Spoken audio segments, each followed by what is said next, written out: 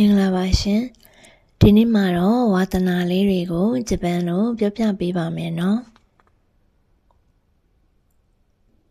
ဝါသနာရှုမီ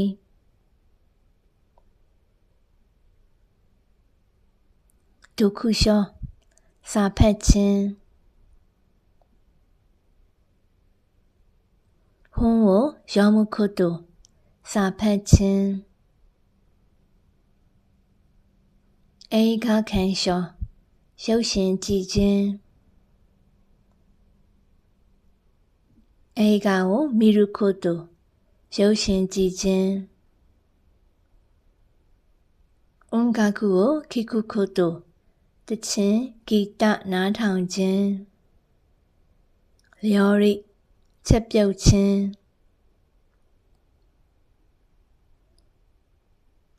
လျော်ရိကိုစုရုခုတုချက်ပြုတ်ခြင်းရောခုခရီးသွားခြင်းရောခုစုရုခုတုခရီးသွားခြင်းစပိုးစ်အားကစားလုပ်ခြင်းရှာရှင်ဓာတ်ပုံရိုက်ခြင်း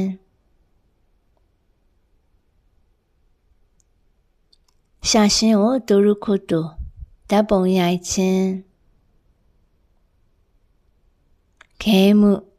ဂိမ်းကစားခြင်းကိုကာခုဘာသာစကားလေ့လာခြင်းမန်ဂရုပ်ပြဖတ်ခြင်းအာနီမေကာတွန်းကြည့်ခြင်းဣခေဘာနာပန်းအလှဆင်ခြင်း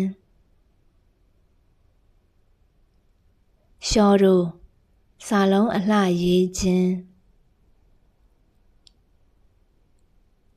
အေကိုခါခုခုတု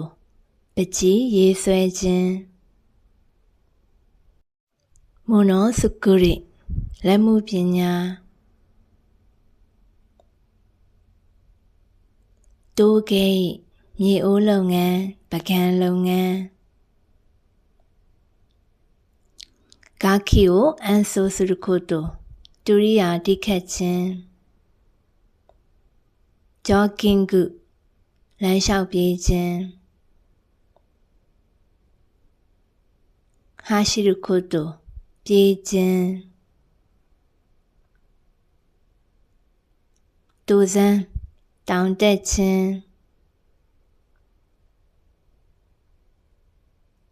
ဆိုင်ကရင်ဂုစပီးစီးခြင်း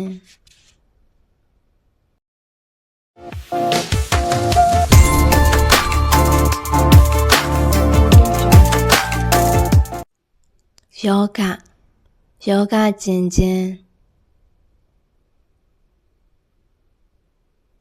ဆွေအိတ်ရေကူးခြင်းစုရိငါးမြားခြင်းthank you တုတေသနာပြုခြင်းโอคาชิสุคุริမုံဖုတ်ခြင်းပန်းစုခရိပေါင်မုံဖုတ်ခြင်းဂါရနင်းကု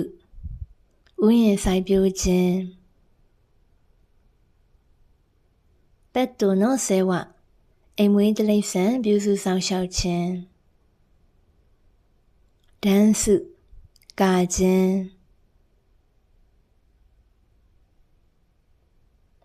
အိုဒိုရုခိုတိုကာခြင်း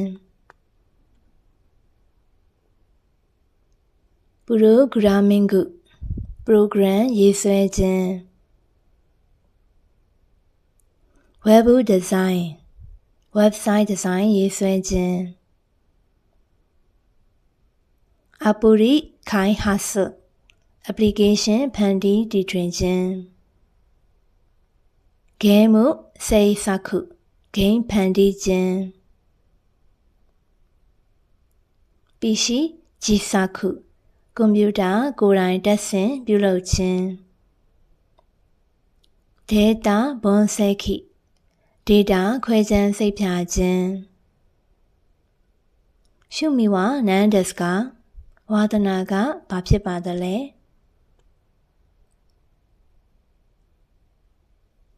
ဝါတာရှိနောရှုမီဝါအွန်ကာကူကိုခိကုကုတိုဒက်စ်ကျွန်တော်ကျမရဲ့ဝါဒနာကတချင်းဂီတနားထောင်ခြင်းဖြစ်ပါတယ်ရှင်ဝါဒနာလေးတွေကိုဒီဗီဒီယိုလေးမှာပြောပြပေးပြီးမို့မိမိရဲ့ဝါဒနာကိုဂျပန်လိုပြောနိုင်လိမ့်မယ်လို့မျှော်လင့်ပါတယ်ရှင်အလွယ်တကူလေ့လာနိုင်စေရန်မေတ္တာဖြင့်ကြိုးစားတင်ဆက်ထားခြင်းဖြစ်ပါတယ်ရှင်ကျေးဇူးတင်ပါတယ်ရှင်